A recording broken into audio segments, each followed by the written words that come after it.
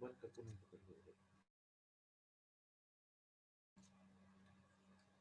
morning to all of you. Morning, sir. Yes, very good morning. So, in our last lecture, we have discussed our first poem, that is The Gift of India, written by Sarojini Naidu, about the author Sarojini Naidu, Add, add, add, add, add, add, add. how Sarojini Naidu is the greatest writer, a suffragist, a patriotic, a social worker. Particularly, she fought for Yes. women's right. Even the present poem, The Gift of India, when we discuss about its theme, we come to know that it is related particularly with the selfless sacrifice and courage. The selfless sacrifice and courage of Indian soldiers during the First World War when they fought on behalf of British government. She just wanted to remind the government that how we sacrifice, how Indian soldiers sacrificed their own life for the protection of humanity, for alliance in the First World War. As we have discussed the title, the first point is related with title. We see that its title is related, its appropriate one, as the various gifts which India bestowed upon British Island is discussed here in the present poem. She not only talked about the sacrifice, the selfless sacrifice, but also told how Indians give various gifts to British and how in return they became inhuman towards us. The indirect theme, as we yesterday discussed, the direct theme is selfless sacrifice, but the indirect theme is exploitation. She want to suggest the exploitation, to tell the exploitation which Britishers did in India, how they exploited us. So these general themes and things are related to this poem. So in our last lecture, we have discussed about the poet, that is Sarojini Naidu, how she is one of the greatest poet, how she worked with Mahatma Gandhi, how she is a great patriotic, again how she is a social activity, again we see how she wrote on various themes. She became a versatile personality, like she wrote on tragic, on patriotic, on romantic themes, even related to child also. Then we saw how she worked with Mahatma Gandhi on non-violence, non-cooperation issues, and also the Swaraj, the concept of Swaraj. How even Rabindranath Tagore, Mahatma Gandhi, these great people called her the Nightingale of India, the Bharat Kokira. So these all things refer about her personality, how she became the first governor of Independence India, governor of Uttar Pradesh. So these all things related to her life. Then we have discussed the second point, that is about title. The title of the poem is very appropriate, as in the present poem she just discussed about the various gifts which Indians bestowed upon Britishers, how they gave various gifts like food, like cloths, like rich diamonds, gold. Again, how Indians soldiers sacrificed their own life in First World War. As we already knew that near about 75,000 soldiers died in First World War. 75,000 Indian soldiers died in First World War, though it's not directly their own war. How near about 9 to 10 lakh Indian soldiers participated in it, and how they helped a lot to win the alliance, to win the Britishers in the First World War. which fought between 1914 to 1918. So we have just told the title is very appropriate one. The theme we maybe discuss, there are two types of themes. The general, the on the surface level, broad level, the theme is related with selfless sacrifice of Indians. But on indirect level, it is the attack on Britishers. It is attack on British government, that how they exploited us and how it's their duty to give us our own rights. Because what happened? We serve them. Even we sacrificed our own lives for their protection. So now it's their turn to give us various rights and also to help us. Then we have discussed about its form and about its language. Just now we are going to start the third point, and now after that we are going to start the line by line poem. So now I am sharing my screen so that you can read the form and language and the poem also. Okay, so we are going to start our poem now.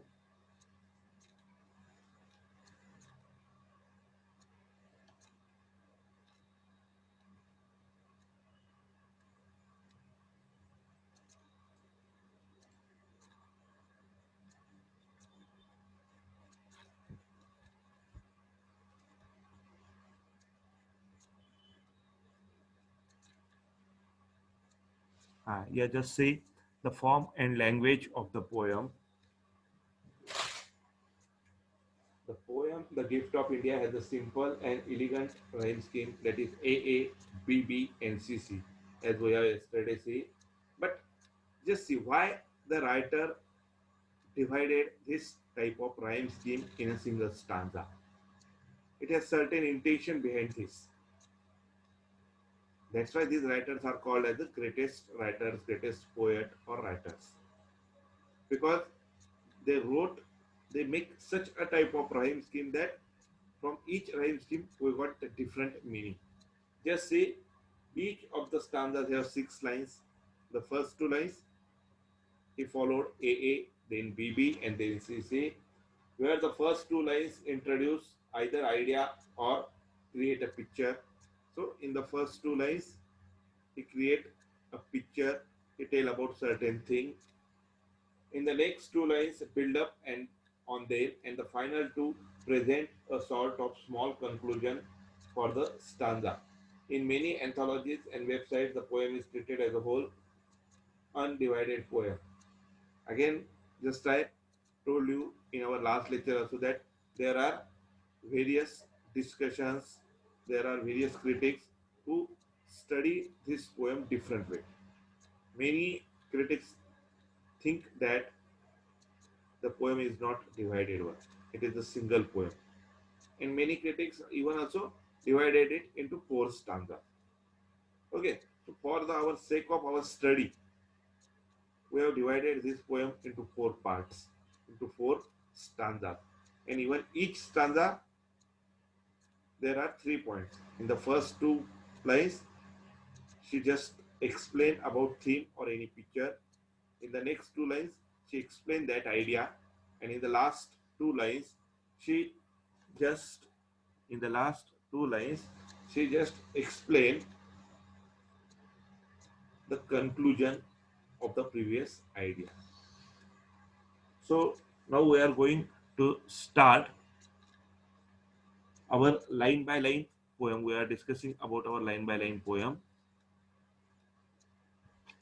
The poem is an entire piece, has a subtle flow in it, whether Mother India herself proclaimed proudly her gifts to the West. The first stanza introduced the various gifts has bestowed upon the colonizers, which include both its riches and people. The second stanza focuses more on the wistful state of martyred Indian soldiers. The third stanza talks of the grief those deaths have brought. So there are 4 stanzas, and finally the last stanza, it's appeal to honor the sacrifice of Indian soldiers. First, general related to various gifts. In the second stanza, she talked about the condition of that martyred Indian soldiers. In the third stanza, about grief due to their death, about their valor, and in the final stanza, she appealed. So it's an indirect criticizing on British government that they have to reconsider, they have to reminder, they have to remember the greatest sacrifice made by Indian soldiers. So this is very important thing. Now we are going to start our first stanza line by line. After each stanza, we have again the discussion about each stanza. Just I read the first lines. Just see. Is there aught you need that my hands withhold? Rich gifts of raiment or grain or gold. So in the first two lines, she explained the idea that she was talking about various gifts. Which gifts India bestowed upon Britishers, upon its colonizers? Just see.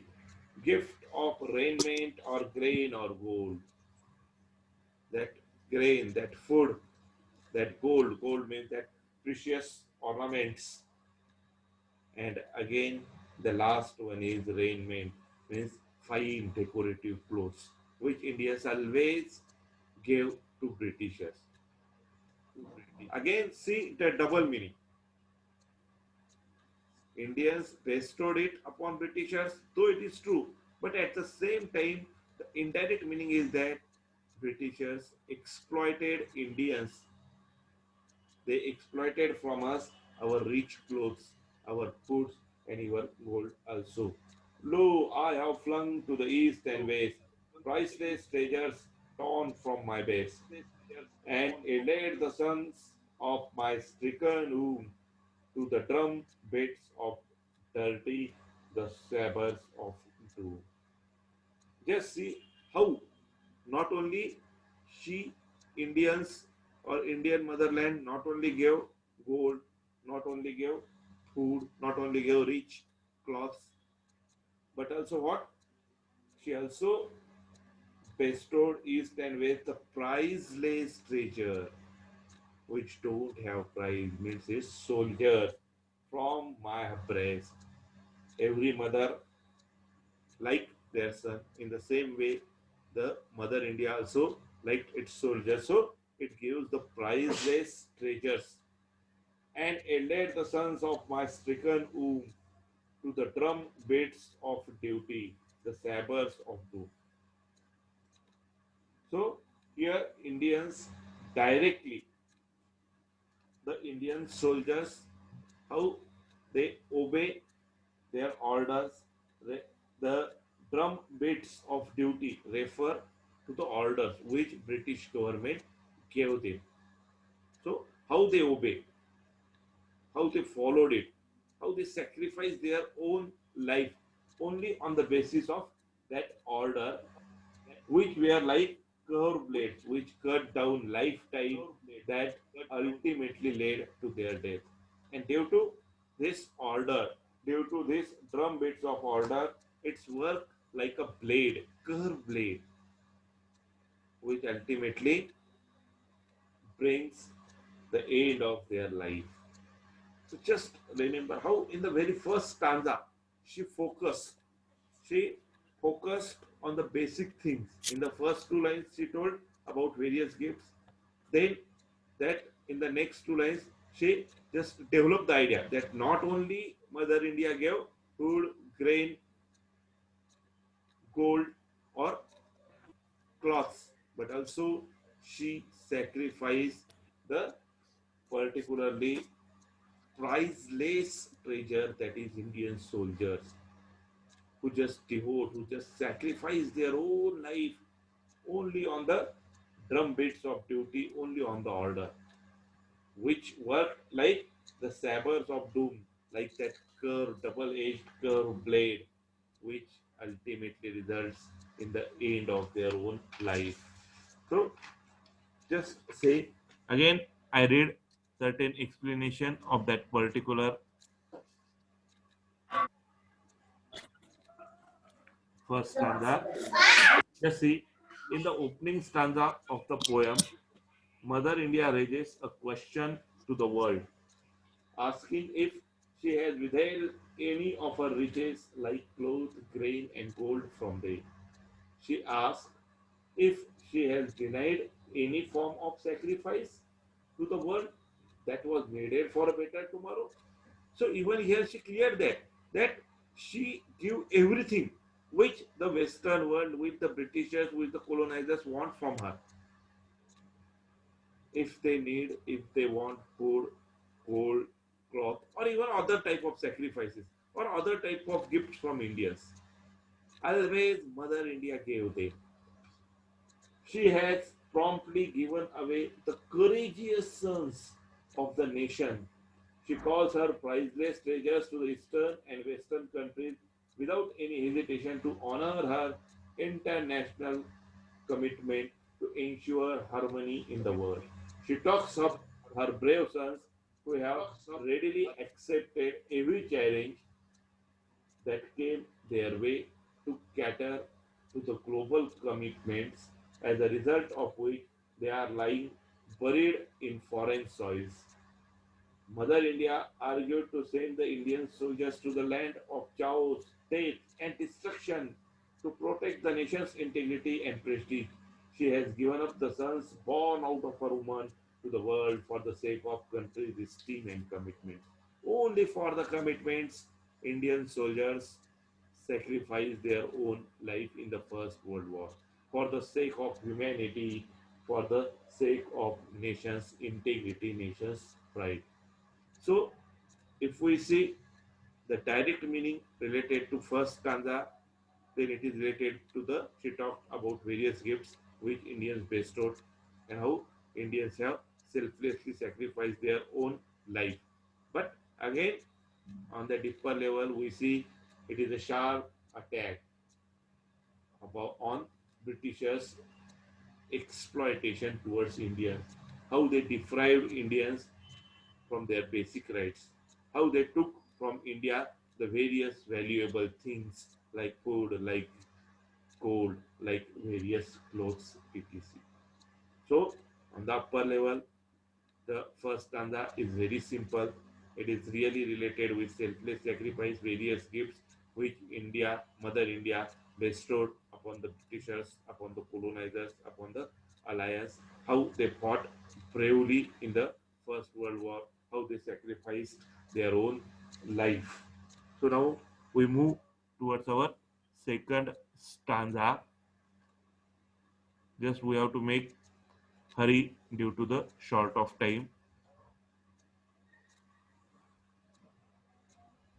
Gathered like pearls, gathered like pearls in their aligned graves, silent they sleep by the Persian waves.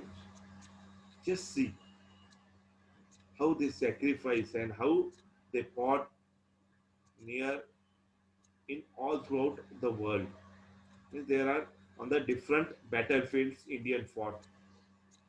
Just here she explained very few and the horror condition of Indian soldiers. Just see, gathered like pearls in their alien graves. Silent they sleep by the Persian waves, scattered like shells on Egyptian sands, they lie with pale brows and brave, broken hands. They are strewn like blossom, mown down by chance on the blood brown meadows of Flanders and France. Just see, here Persian, now we call it as Iran, Egypt, again the France, Flanders, Belgium. In all such battlefields, Indian fought, and they even selflessly sacrificed. Just see, in the second stanza, Mother India laments the death of the heroic soldiers who fought in the war with the utmost valor and zeal. Indians fought very bravely in war and are now lying buried in their graves in foreign lands like pearls in their shade. Indians are valuable like pearls, but they fought, and now they are buried in their shells into the grave on various lands. Over 1 million Indian troops, near about 10 lakh Indian soldiers from Britain's colonial empire had served the British army in the First World War, out of which around 75,000 died in foreign lands. Just see, 75,000 people were died. So 75,000 people were died on foreign land. Some of them are buried. Where they died? Some of them are buried along the tranquil Persian Sea, means on that Persian land, now Iranian land, while others are scattered like shells in the Egyptian sands. Means how we see, when we see the shells, we saw a lot of shells scattered on particularly Egyptian shore or any shore.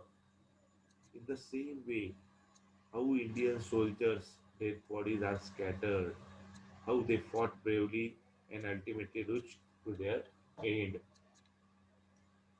They lie pale and colorless with hands that have been broken in the battlefield. Even their hands are broken, which suggests the bravery, the valor.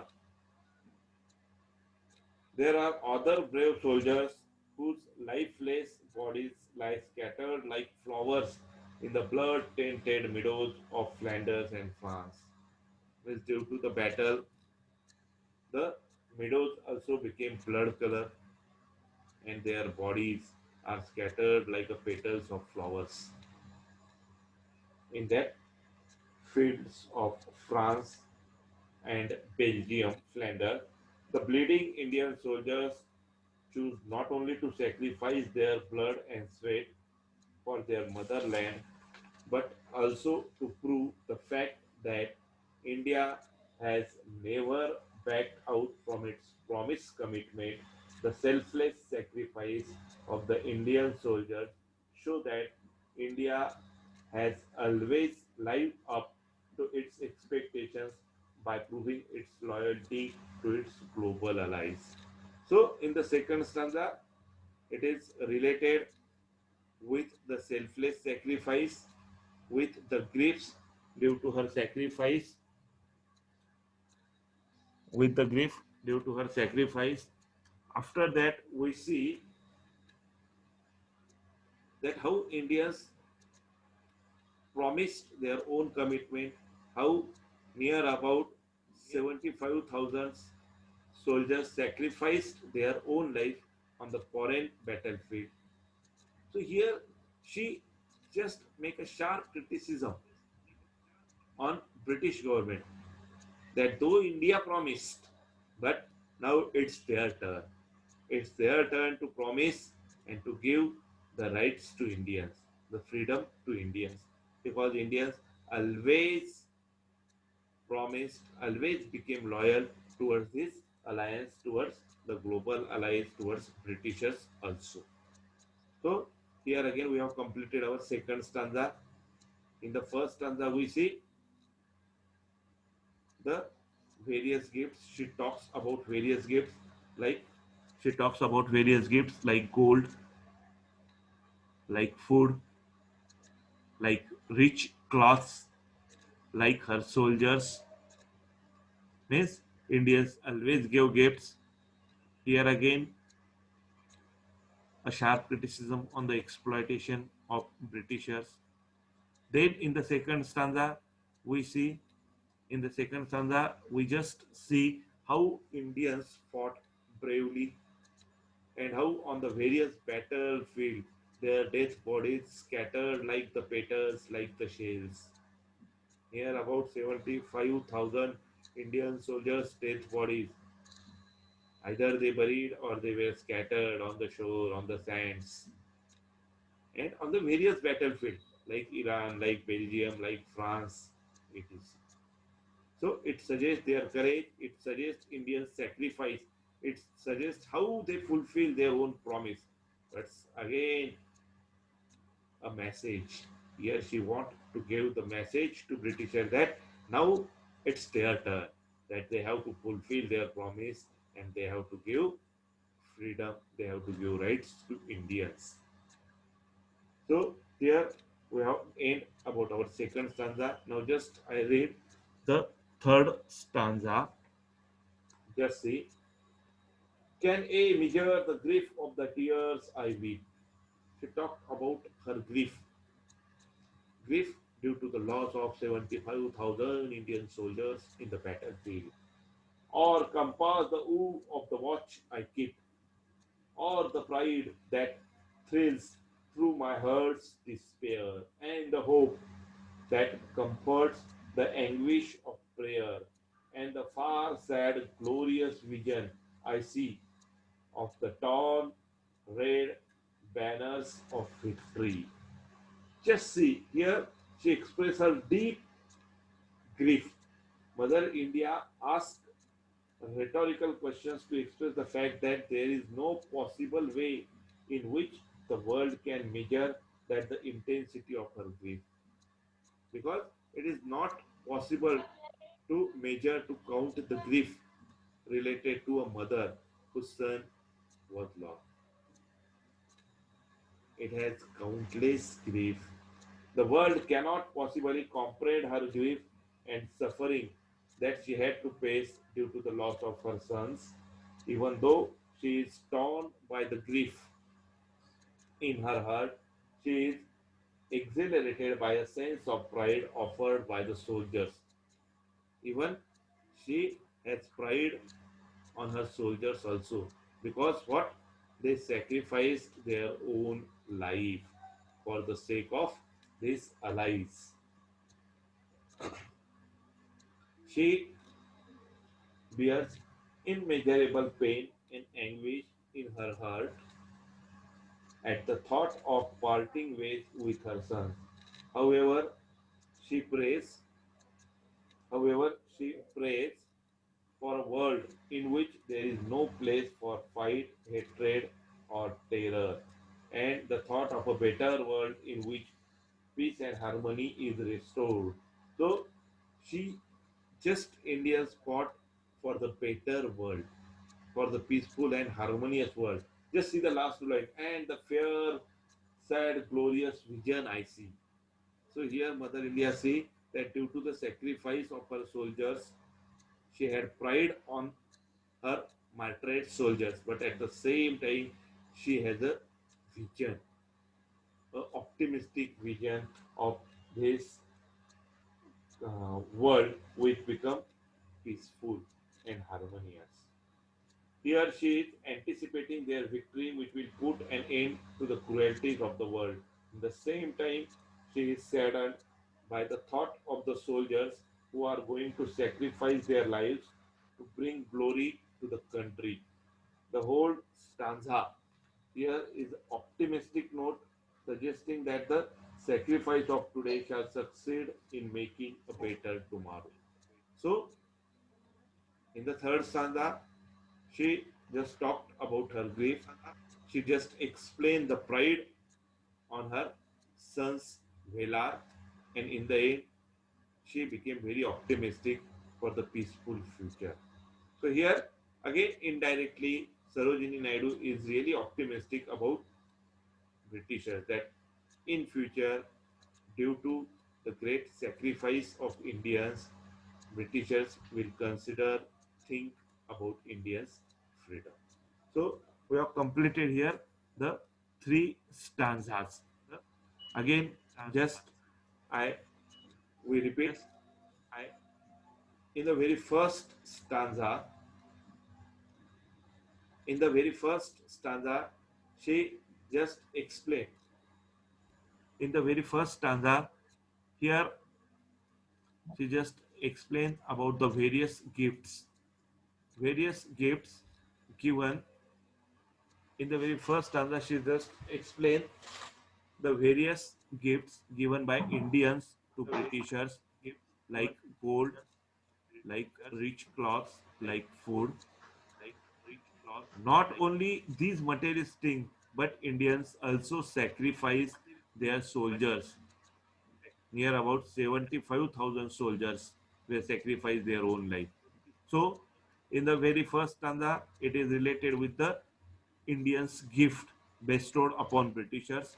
At the same time, attack on Britishers' policy, how they exploited Indians.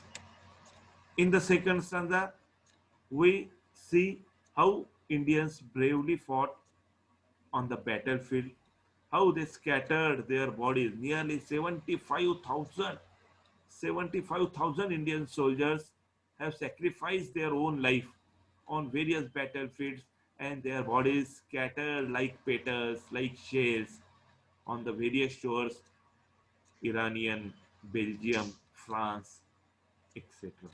So it suggests the Velar. It's a type of reminder to Britishers that Indians fulfilled their promise. They fought with valor and brave in the battlefield. So the second stanza, the direct theme is related with the sacrifice and courage, and the indirectly its attack. It's a reminder to British government that now it's their turn, that they have to give rights to Indians. In the third stanza, And we see the grief of Mother India, which is uncountable because she lost her sons. And such type of gift is really uncountable, unmeasurable for the world. But again, there is a hope.